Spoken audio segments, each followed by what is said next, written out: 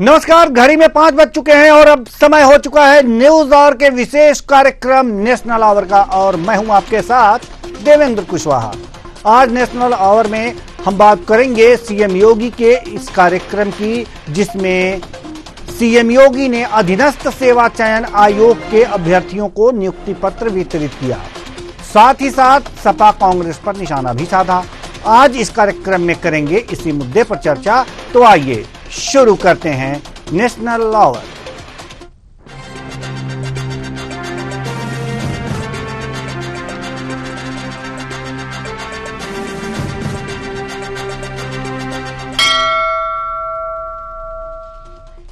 UP के मुख्यमंत्री योगी आदित्यनाथ ने अधीनस्थ सेवा चयन आयोग के अभ्यर्थियों को नियुक्ति पत्र वितरण कार्यक्रम में संबोधित किया। उससे पहले सीएम योगी ने लखनऊ में आयोजित इस कार्यक्रम में 1036 अभ्यर्थियों को ज्वाइनिंग लेटर बांटे और खटाखट फटाफट शब्दों का इस्तेमाल करते हुए सपा कांग्रेस पर निशाना साधा। साथ ही साथ इन दलों पर अराजकता फैलाने का आरोप भी लगाया। तो आइए शुरू करते हैं खटाखट वाले।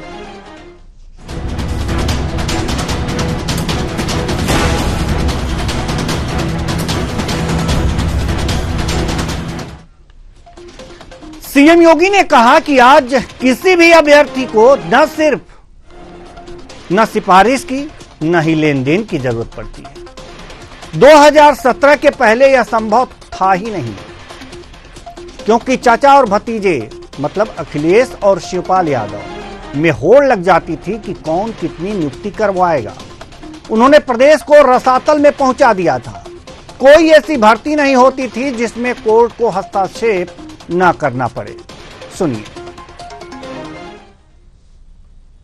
1036 युवाओं को आज विभिन्न विभागों की जो नियुक्ति पत्र उपलब्ध कराए गए हैं, इसमें चिकित्सा, स्वास्थ्य और परिवार कल्याण विभाग की ओर से जो सहायक शोध अधिकारी के रूप में सांख्यिकी के 533 पद ऐसे हैं जिन पर उनको नियुक्ति पत्र उपलब्ध कराया जा रहा है। ये चीजें दिखती हैं। जितने भी 1036 युवाओं को ये नियुक्ति पत्र वितरित हुए हैं, शासन की मंशा, आरक्षण के नियमों का पालन करते हुए ये नियुक्ति पत्र उन्हें वितरित किए जा रहे हैं। क्या 2017 के पहले ये संभव था? कतई नहीं था, क्योंकि 17 के पहले तो चाचा और भतीजे में ही होड़ लग जाती थी कि कौन कहां से कितना वसूली कर ले। ये होड़ का जो सिलसिला चलता था, कहां पहुंचा दिया था? उत्तर प्रदेश को किस रसातल पर पहुंचा दिया था। कोई भर्ती ऐसी नहीं थी जिसकी जांच न हो रही। कोई भर्ती ऐसी नहीं थी जिस भर्ती में न्यायालय को हस्तक्षेप न करना पड़ा हो। कोई भी ऐसी प्रक्रिया नहीं इन्होंने अपनाई थी जिसमें कहीं पारदर्शिता और निष्पक्षता दिखाई देती हो। सीएम योगी ने यही नहीं रुके। सीएम योगी ने कांग्रेस पर प्रहार करते हुए कहा कि खटाखट फटाफट वाले लोग चुनाव खत्म होते ही फिर से पिकनिक मनाने के लिए निकल गए। जब चुनाव का मौसम आएगा तो खटाखट वाले लोग समाज को विभाजित करने और अराजकता फैलाने के लिए फिर आ जाएंगे। सुनिए। जब बालिका को मैं नियुक्ति पत्र दे रहा था तो उस बालिका के मुंह से निकला कि खटाखट ये है जो आज हमें नियुक्ति पत्र प्राप्त हो रहा है,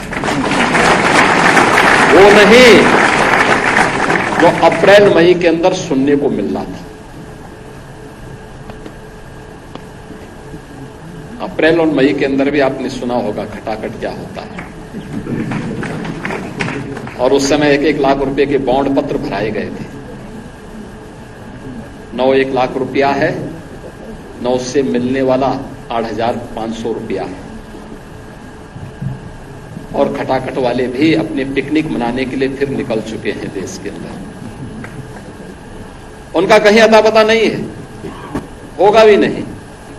ये लोग आएंगे फिर वही, जब मौसम आएगा तो फिर अपने मौसम के अनुसार फिर समाज को विभाजित करने के लिए, अराजकता फैलाने के लिए, धोखे से लॉटरी अगर कभी लग गई तो फिर प्रदेश को नोचने के लिए।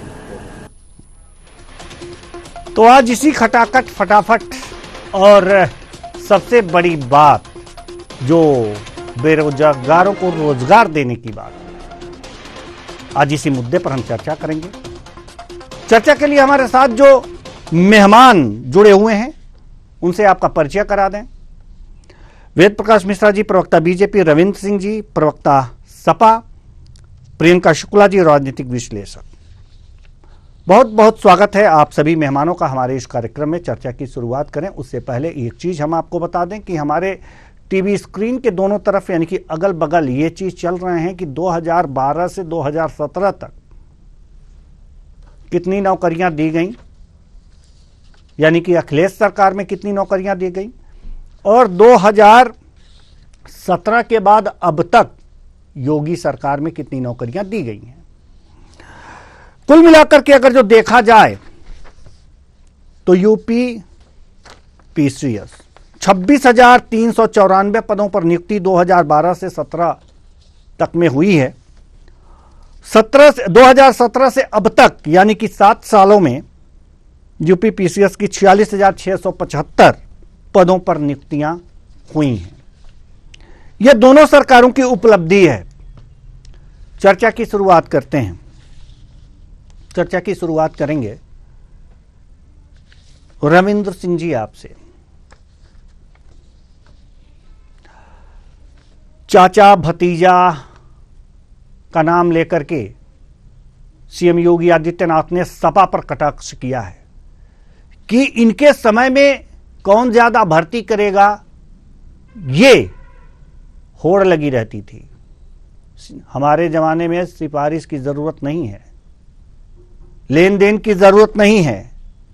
और इन्होंने यह भी कहा है कि कई मामले में 2012 से 17 तक में सीबीआई जांच के दायरे में कई मामले जो भर्ती के हैं।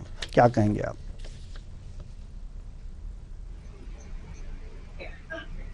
जो यूपी पीसीएस की भर्तियां हैं वो सरकार की ग्रेड सेकंड की नौकरी है। अधिकारी वर्ग में जो पद खाली होते हैं उसी की नियुक्ति होती है।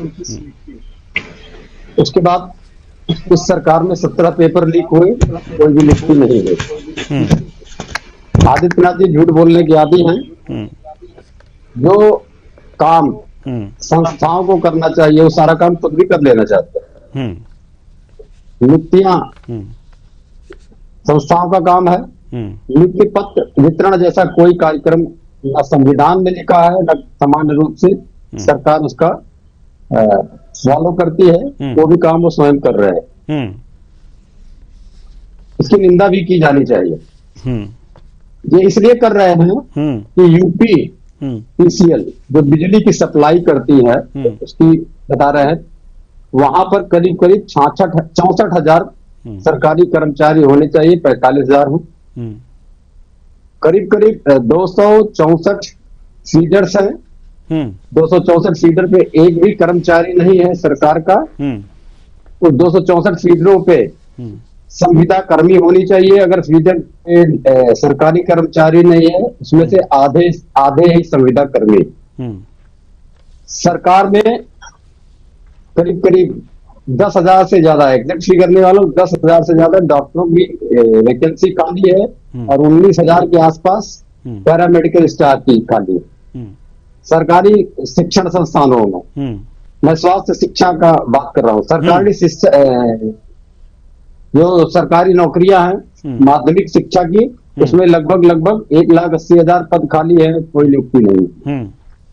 जो बेसिक है उसमें तत्काल प्रभाव से नौकरी लगनी चाहिए 34,000 टीचरों की, वो भी नहीं।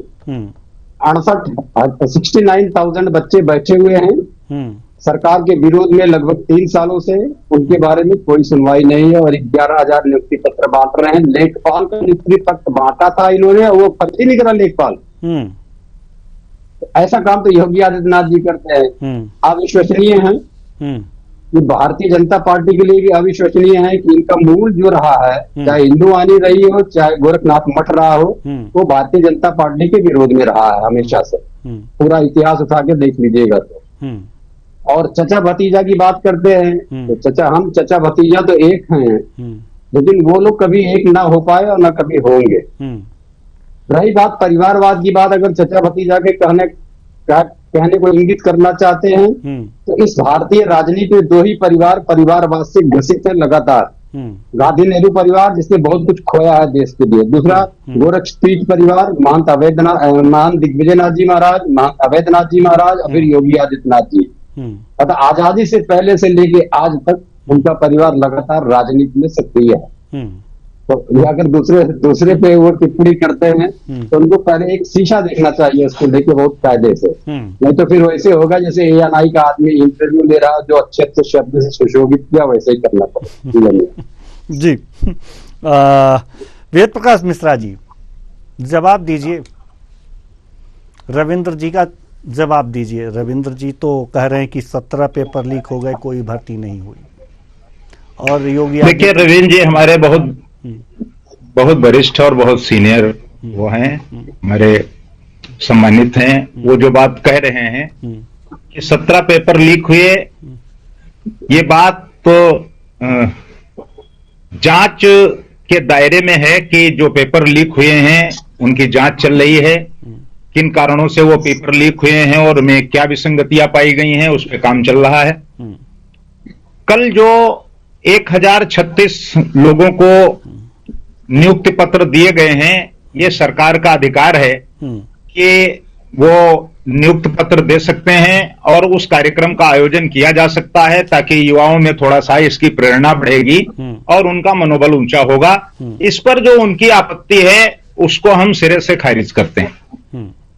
अब रही बात परिवारवाद की, तो मठ के बारे में मुझसे ज्यादा रविंद्र जी को जानकारी है और मठ कोई परिवार नहीं है, न उसमें कोई एक ब्लड रिलेटेड लोग रहते हैं, चाहे वो दिग्विजयनाथ जी हों, चाहे वो वैद्यनाथ जी हों, चाहे माननीय योगी जी हों, इनका अपना आपस में कोई खून का रिश्ता नहीं होता और लोग अपनी भावना के अनुरूप वहां आकर के संन्यास लेकर के और फिर समाज में काम करते हैं।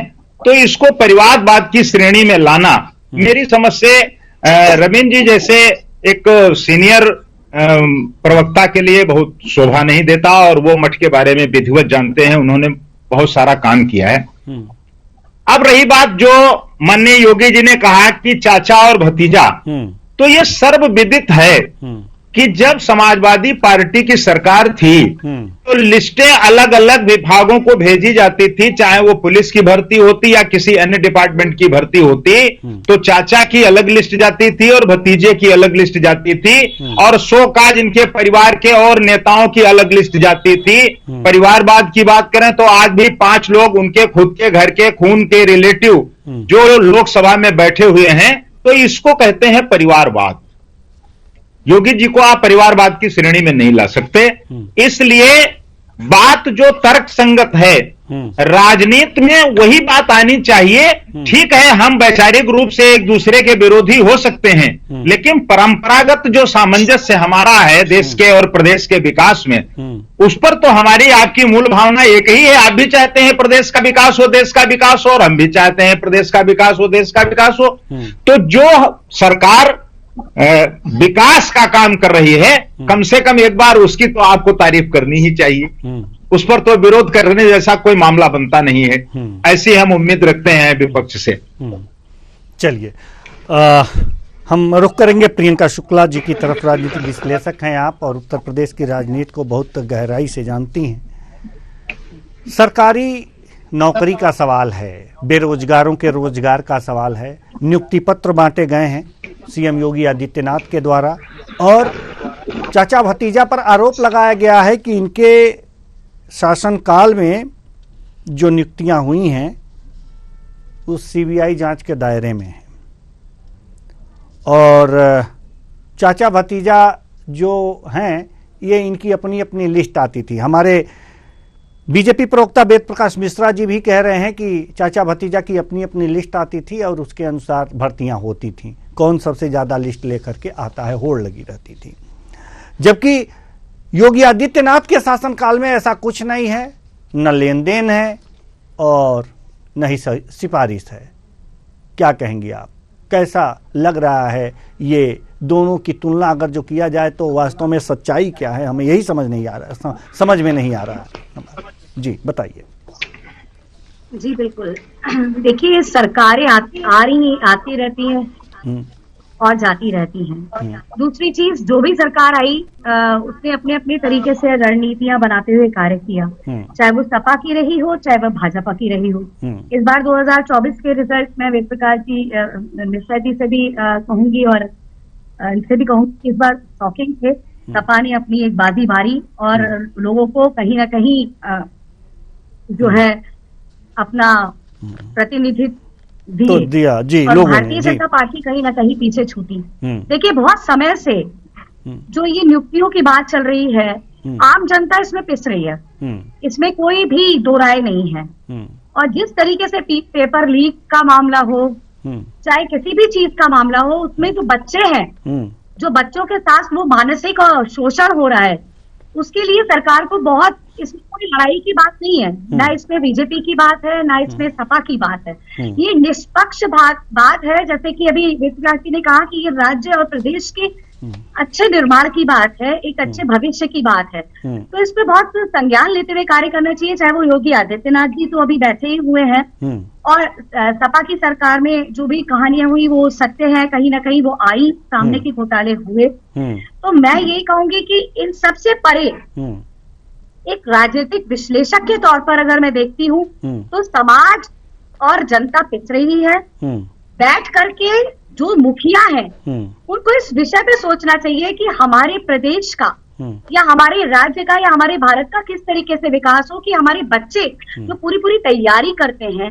या पूरी तरीके से वो अपने व्यक्तित्व के निर्माण के लिए आगे आ रहे हैं, उनके पेपर लीक हो रहे हैं या वो अपनी जगह पर नहीं पहुंच पा रहे। तो ये बहुत संवेदनशील बात है, इस पर दोनों ही पार्टियों को बहुत गंभीरता से सोचना चाहिए, निष्पक्ष होकर के सपोर्ट करना चाहिए। जहां सपा है वहां सपा के, और राज्य में तो बीजेपी है ही उत्तर प्रदेश में। तो मैं ये और चचा भतीजे की बात जहां तक आई, देखिए ये परिवारवाद की बातें ना बहुत समय से चलती आ रही हैं। हालांकि जो रविंद्र जी ने कहा ये बिल्कुल सही, वेद प्रकाश जी ने कहा, सर ने, कि मठ परिवारवाद की बात नहीं है मठ पर। हालांकि चचा भतीजे वाली बात जो आ रही है वो तो परिवारवाद है, लेकिन मठ में परिवारवाद की कहीं बात नहीं आती है, वो तो एक परंपरावाद है। जो भी वहां बैठेगा वो वहां शासन, वहां पर उत्तराधिकारी उसका होता है, मठ में उत्तराधिकारी होते हैं और वो लीड रोल करते हैं। तो योगी आदित्यनाथ जी किसी परिवारवाद से नहीं आते, ये बिल्कुल क्लियर है। हाँ, सपा में चाचा भतीजे की जो कहानियां चल रही हैं वो बहुत लंबे समय से, मुलायम सिंह जी के समय से चल रही है, इसी वजह से पार्टी का कहीं ना कहीं हनन हुआ था। आज उन्होंने, अखिलेश जी ने कहीं अपने चाचा को मना करके एक अच्छी भूमिका निर्वाह करके पार्टी को फिर उठाने का प्रयास किया, उसके लिए मैं उनको शुभकामनाएं देती हूँ। अच्छी तरीके से वो अपना कार्य करें। और कहीं ना कहीं ये तो बार बार ये पेपर लीक की बात आती है कि इतना पेपर लीक हुआ है और बच्चे, फिर वो रिजल्ट 0/सन्नाटा में आ रहा है और कोई भी उसका रिजल्ट नहीं निकल रहा, बच्चे सुसाइड कर रहे हैं। इन सब पे बहुत गंभीरता से विचार करने की आवश्यकता है। जी, इस पर बहुत ही गंभीरता से विचार करने की आवश्यकता है। परेशान तो दोनों के शासनकाल में जनता हो रही है, लेकिन प्रियंका शुक्ला जी, हम जानना चाहते हैं कि इनके शासनकाल में कम हो रही है या हुई है जी? किनके शासनकाल में जनता परेशान कम हुई है? देखिए, चाहे सपा के शासनकाल रहा हो या फिर बीजेपी का शासनकाल रहा हो, जनता तो परेशान हुई ही है। चाहे पेपर लीक का मामला हो या फिर सिफारिश का मामला हो, नौकरी में चचा भतीजा के होड़ का मामला हो कि इनकी लिस्ट जाएगी उनकी लिस्ट जाएगी, ये कोई भी मामला हो, परेशान जनता हुई है। लेकिन किनके शासनकाल में कम होती दिखी है आपको? देखिए, सपा ने अराजकता फैलाई है, इसमें कोई दो राय नहीं है। हमेशा जो आज बीजेपी ने हमें कहीं ना कहीं एक स्वच्छ और शुचिता का वातावरण दिया महिलाओं के लिए, वो मैं ये कहना चाहूंगी, योगी आदित्यनाथ जी के नेतृत्व में उत्तर प्रदेश एक अच्छी भूमिका निर्वाह कर रहा है। पूरे विश्व में एक अलग स्तर उसका जा रहा है। जो भी आताताई है कटाई जा रही है, रेप केसेस कम हुए हैं, महिलाओं के शोषण कम हुए हैं, महिलाओं को सुरक्षा और सुव्यवस्था लेने के नाम पर अगर मैं बात करूं तो हमारी पहली पसंद योगी आदित्यनाथ जी यानी सपा के जो बीजेपी के जो मुखिया हैं इस वक्त वो होंगे जी। और दूसरी चीज आई बात कि दोनों में से किसके आप कह रहे हैं किसके उसमें हुई है, तो बहुत लूटपाट और ये चीजें सपा ने हमेशा एक अलग चेहरा, जैसे अभी भी लोगों के मन में डर था, आम जनता के मन में। वोट कहाँ पड़े मुझे नहीं पता चल रहा है कि वोट कहाँ पड़े, क्योंकि मैं फील्ड में ही थी, प्रभारी बनाई गई थी आरएसएस की, लेकिन मुझे समझ में नहीं आ रहा कि लोग बीजेपी को चाह रहे थे और वोट सपा कैसे सामने आ गई, ये समझ में नहीं आ रहा, क्योंकि अराजकता के नाम पे, भय के नाम पे सपा को कोई वोट नहीं देना चाहता। इन्होंने भी अपने काम में टाइम में कोई बहुत अच्छा रोल प्ले नहीं किया है। हाँ, बीजेपी को भी मैं कहूंगी रोजगार की एक बहुत बड़ी समस्या है बीजेपी के सामने, जो नवयुवक है उनकी एक बहुत बड़ी समस्या है। सुरक्षा को लेकर बीजेपी बहुत अच्छा काम कर रही है, लेकिन रोजगार को लेकर उसको बहुत मनन करना होगा, किस तरीके से नव युवाओं को अपना रोजगार प्राप्त हो और वो अपनी भूमिका कैसे इस समाज को देंगे, कैसे सुंदर और सुव्यवस्थित राष्ट्र बनेगा, इसके बारे में सोचना पड़ेगा भारतीय जनता पार्टी को भी और सपा को भी। अब अगर वो भूमिका में आए हैं और अखिलेश जी दोबारा भूमिका में आना चाहते हैं तो जनता को ये विश्वास दिलाना होगा कि हम आतंकवादी नहीं हैं और आतंकवादियों का होड़ या उसकी सुरक्षा करने वालों में से हम नहीं हैं। हम महिलाओं की सुरक्षा करेंगे, देश की सुरक्षा करेंगे, समाज की सुरक्षा करेंगे। जो एक सपा की जो छवि है एक अल्पसंख्यकों की ही भूमिका की तरफ जाती हुई, उसको वो थोड़ा खत्म करे, तभी कहीं ना कहीं एक सुचिता की राजनीति सामने आएगी। वरना दोनों ही मेरे हिसाब से बस मतलब कंफ्यूजन ही है भैया। अब इसमें तो मैं कुछ कह नहीं सकती कि क्या, बहुत क्लियरली मैं नहीं कह पा रही हूँ कि किसके राज्य में क्या हुआ, क्योंकि मैं खुद आज तक हम लोग राजनीति में ये समझ ही नहीं पाए कि जो भी नेतृत्व करने बैठा है वो कुछ अच्छा दे पाया हो समाज को। समाज तब भी विकृत था, आज भी विकृत है। सुरक्षा लेकिन महिलाओं को जी एक महिला होकर महिला अपने आप को सुरक्षित महसूस कर रही हैं, ये बड़ी बात है। चलिए रविंद्र जी, हम आपके पास आते हैं और अब दूसरा सवाल लेते हैं खटाखट का। खटाखट वाले लोग अब पिकनिक मना रहे हैं, सहयोगी हैं आपके, और योगी जी ने किसकी तरफ इशारा किया है आप बखूबी समझ रहे हैं। तो पिकनिक मना रहे हैं और फिर जब मौसम आएगा तो मौसम में आ जाएंगे, ऐसी बातें हो रही हैं। अब क्या कहेंगे आप, ये बताइए रविंद्र जी। करता हूं मैं, उन्होंने हमको आतंकवादी कहा, ये कानूनी दायरे में भी आता है और एक सामाजिक शिक्षा है कि आप किसी को आतंकवादी नहीं कह सकते हैं। और अगर आतंकवादी की जानना है, आतंकवाद को सपोर्ट करने वाला आतंकवादी के बारे में जानना है, जहन में है, अगर आतंकवादियों के बारे में जानना है तो पूरे, देखिए मुझे लगता है आपको धैर्य रखना चाहिए, ले जा रहे हैं। मैंने मुझे लगता है धैर्य रखना चाहिए, लेकिन कहीं ना कहीं देखिए कहीं ना कहीं जो रेप केसेस या कुछ आपका जो पेशेंस लेवल खत्म हो रहा है, पेशेंस लेवल खत्म हो रहा है, वो बता रहा है कि आप आत्म स्वीकृत कर रही है। पहले सुनिए, पूरे विश्व में एक राजनीति ऐसी हुई है कि भारतीय जनता पार्टी ने आतंकियों को जेल से निकाल के दूसरे देश में जाके छोड़ा था, जिनको आतंकी देश बोलते थे वो लोग। ऐसा पूरे विश्व में आज तक कभी भी एक भी घटना घटित नहीं हुई। अब आते हैं धैर्य रखिए, ठीक है। प्रियंका शुक्ला जी, प्रियंका शुक्ला जी, ठीक है, हम आएंगे आपके पास जी। बात रख लेने दीजिए रविंद्र जी को, अपनी बात रख लेने दीजिए, ठीक है जी। असल में वो जो आरएसएस बैकग्राउंड के लोगों में धैर्य नहीं होता। अब आते हैं मठ की बात किया, मठ के उत्तराधिकारियों को माननीय सुप्रीम कोर्ट के आदेश के अनुसार पुत्र का अधिकार प्राप्त होता है और वो गुरु ऑब्लिक पुत्र करके लिखते। तो अगर ऐसा करके उनको सुप्रीम कोर्ट के आदेश की जानकारी नहीं है। तीसरा विषय है जो आदित्यनाथ जी हैं, अवैधनाथ जी के भतीजे थे, ब्लड रिलेटेड भतीजे थे। अब इस बात को भी हटा देते हैं। आइए, जो समस्या खटाखट की है योगी जी की, वो अभी खटाखट भी है, पहले धाएं भी थी, फिर जमीन में गाड़ की भी थी, कट्टा बंदूक बारूद भी थी। तो ऐसा आदमी अपने जबान का वजूद खो चुका है, जो ऐसे शब्दों का प्रयोग सदन से लेके मंचों तक करता है और खुद कहता है मंच पे हम पूजा करने नहीं, भजन करने नहीं जाते हैं। उनके जवान का कोई महत्व नहीं है, भारतीय राजनीति में भी महत्व नहीं है और भारतीय जनता के लिए महत्व नहीं है। अब बताते हैं, एक CSDS लोक नीति की रिपोर्ट आई थी। CSDS फंडेड है केंद्र सरकार के द्वारा। अभी जो चुनाव हुआ लोकसभा में, उसमें CSDS बताती है कि दलित वोटर 81% गए इंडिया गठबंधन के साथ में, 53% गए एनडीए के साथ में, बीएसपी के साथ 59%। तो यही बता दिया जाएगा जो दलित समुदाय है, जो दबा कुचला समुदाय है, किसको वोट दिया, ये संस्था उनकी है, वो जाने। फिर आती है महिला सुरक्षा की बात, अपराधों की बात। एनसीआरबी की रिपोर्ट करती है सबसे ज्यादा बलात्कार उत्तर प्रदेश में होते हैं, सबसे ज्यादा हत्याएं उत्तर प्रदेश में होती है, सबसे ज्यादा अपहरण उत्तर प्रदेश में, टोटल अपराध उत्तर प्रदेश में, छेड़छाड़ की सबसे ज्यादा घटनाएं होती हैं। केंद्र सरकार की रिपोर्ट करती है 3 साल में 13,00,000 बच्चियां गायब हैं। आज तक उनके बारे में कोई दूसरी रिपोर्ट केंद्र सरकार नहीं दे पाई।